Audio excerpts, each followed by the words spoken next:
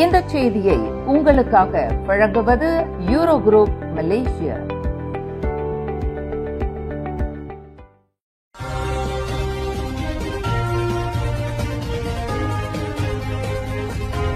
வணக்கம். திசைகளின் 5 மணி செய்திகள். பன்னீர்செல்வம் விவகாரத்தை விவாதிக்க சபாநாயகர் அனுமதி. ஒரு மலேசிய பிரஜையான 38 வயது பன்னீர்செல்வம் பரந்தாமன் சிங்கப்பூரில் நாளை அதிகாலையில் தூக்கிலிடப்படவிருக்கிறார். அவரின் விவகாரத்தை நாடாளுமன்ற சேம்பர்ஸ் அறையில் விவாதிப்பதற்கு மக்களவை சபாநாயகர் தான் ஸ்ரீ ஜொஹாரி அப்துல் இன்று அனுமதி அளித்தார். பன்னீர்செல்வம் விவகாரம் தொடர்பில் புக்கெட் குலோகோர் MP ராம் கர்பால் சிங் கொண்டு வந்த அவசர தீர்மானத்தை தொடர்ந்து இவ்விவகாரம் மக்களவையில் சிறப்பு அறையில் விவாதிக்கப்படும் என்று சபாநாயகர் தெரிவித்தார். ராம் கர்பால் கொண்டு வந்த தீர்மானத்தை தாம் மதிப்பு ஆய்வு செய்வதாகவும் இது வரையறுக்கப்பட்ட விஷயம் மட்டுமின்றி பொதுநலன் மற்றும் அவசர இயல்புடையது என்பதால் அந்த அவசர தீர்மானத்தை விவாதிப்பதற்கு 3 அளவுகோல்களை நிறைவு செய்வதாக உள்ளது என்று சபாநாயகர் ஜொஹாரி அப்துல் தெரிவித்தார்.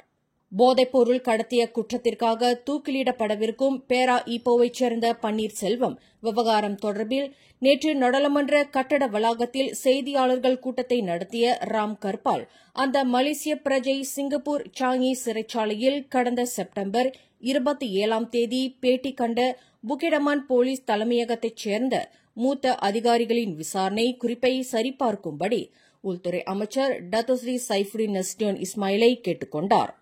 காரணம், பன்னீர்செல்வத்தை புக்கிடமான் போலீஸ் தலைமையகத்தைச் சேர்ந்த முக்கிய அதிகாரிகள் பேட்டி கண்டபோது அந்த மலேசிய இளைஞர் விசாரணைக்கு உதவும் வகையில் ஒரு முக்கியமான தகவலை வெளியிட்டதாக அறியப்படுகிறது.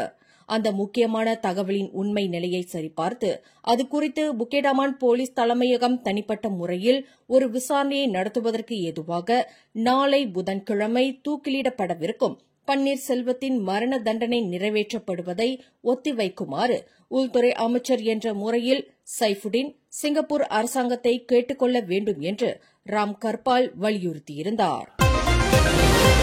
அரசாங்கத்தின் அதிகாரத்துவ நிகழ்ச்சிகளில் மதுபானம் உபசரணை கூடாது என்றும் இதுபோன்ற நிகழ்வு இனி நடக்கக்கூடாது என்றும் சுற்றுலா கலை பண்பாட்டுத்துறை அமைச்சர் டத்தோஸ்ரீ தியோங் கிங் சிங்கிற்கு பிரதமர் டத்தோஸ்ரீ அன்வார் இப்ராஹிம் இன்று கடும் எச்சரிக்கையை விடுத்தார். சுற்றுலாத்துறை ஏற்பாடு செய்த அரசாங்க நிகழ்ச்சி அனைத்தும் முடிவுற்ற பின்னரே ஆக கடைசியாக மதுபான உபசரணை நடைபெற்றதாக சுற்றுலா அமைச்சு அளித்துள்ள விளக்கம் ஏற்புடையது அல்ல என்று பிரதமர் தெளிவுபடுத்தினார்.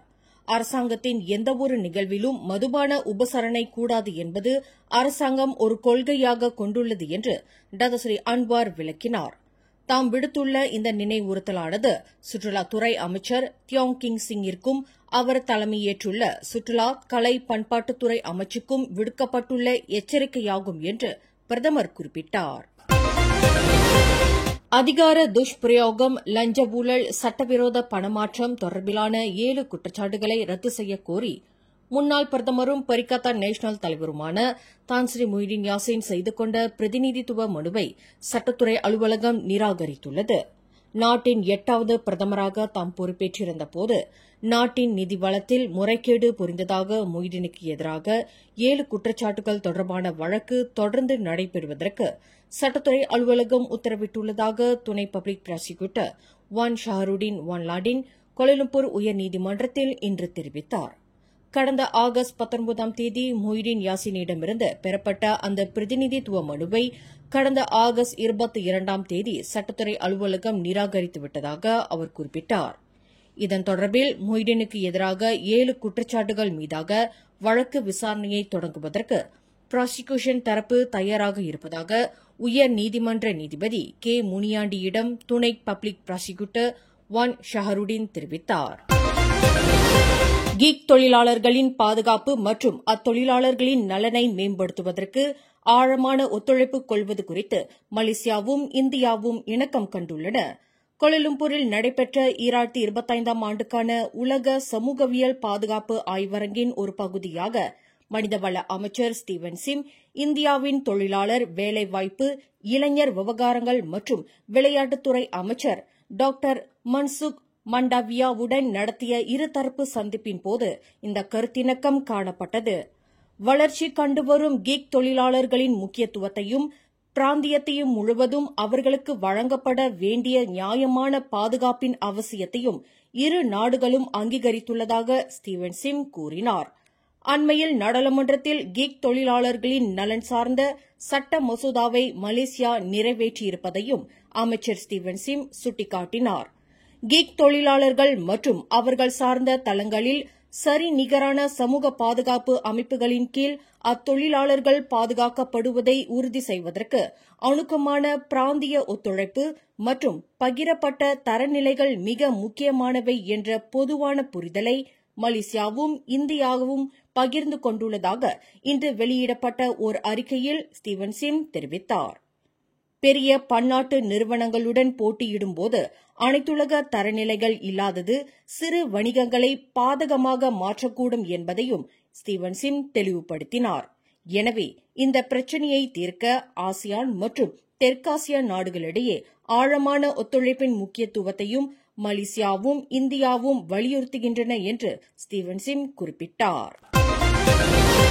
கடந்த மாதம் நிறுவனம் ஒன்றிலிருந்து விலை உயர்ந்த 62 செம்பு பாலங்களை கொள்ளையிட்டதாக 3 நபர்கள் சிரம்பான் செஷன்ஸ் நீதிமன்றத்தில் இன்று குற்றஞ்சாட்டப்பட்டனர். 34 வயது ஆர். உதயகுமார், 50 வயது சி. நரேந்திரன் மற்றும் 24 வயது வி. நாவேந்திர நாயர் ஆகிய மூவரும் நீதிபதி டத்தின் சுரிதா பூடின் முன்னிலையில் நிறுத்தப்பட்டு குற்றச்சாட்டு வாசிக்கப்பட்டது.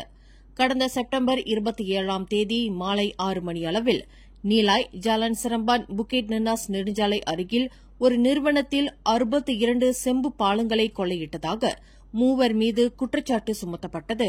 குற்றவாளி என்று நிரூபிக்கப்பட்டால் கூடியபட்சம் 20 ஆண்டு சிறை மற்றும் பிறம்படி தண்டனை விதிக்க வகை செய்யும் குற்றவியல் சட்டத்தின் கீழ் மூவரும் குற்றச்சாட்டை எதிர்நோக்கியுள்ளனர். குற்றஞ்சாட்டப்பட்ட உதயகுமார் மற்றும் நரேந்திரன் லோரி ஓட்டுநர்கள் என்று நீதிமன்றத்தில் தெரிவிக்கப்பட்டது.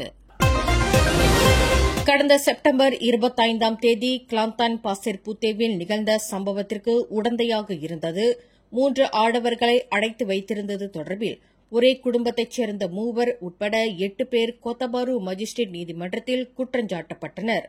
20க்கும் 45க்கும் இடைப்பட்ட வயதுடைய அந்த எண்மரும் கடந்த செப்டம்பர் 25க்கும் 20க்கும் இடைப்பட்ட தேதிகளில் பாசெர் புத்தே ஜாலான் பந்தாய் பிசிகான் பாயு என்ற இடத்தில் சொத்துக்களை கேட்டு ஆயுத முனையில் 3 ஆடவர்களை அடைத்து வைத்து அச்சுறுத்தி வந்ததாக குற்றச்சாட்டில் தெரிவிக்கப்பட்டது.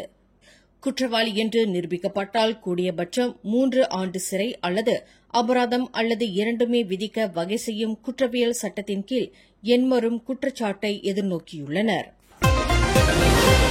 கடந்த அக்டோபர் 1ஆம் தேதிக்கும் 5ஆம் தேதிக்கும் இடைப்பட்ட நாளில் சுபாங்ஜயா மற்றும் சிர்டாங் வட்டாரத்தில் போலீசார் மேற்கொண்ட மிகப்பெரிய சோதனை நடவடிக்கையில் 25.15 மில்லியன் ரிங்கெட் பெறுமானம் உள்ள 223.5 கிலோ எடை கொண்ட போதைப் பொருளை சிலாங்கூர் போலீசார் கைப்பற்றியுள்ளனர். மிகப்பெரிய அளவிலான போதைப்பொருள் கைப்பற்றப்பட்டது மூலம் 2 போதைப்பொருள் கடத்தல் கும்பல்கள் வெற்றிகரமாக முறியடிக்கப்பட்டுள்ளதாக சிலாங்கூர் மாநில போலீஸ் தலைவர் டத்தோ செஜாலி கஹார் தெரிவித்தார்.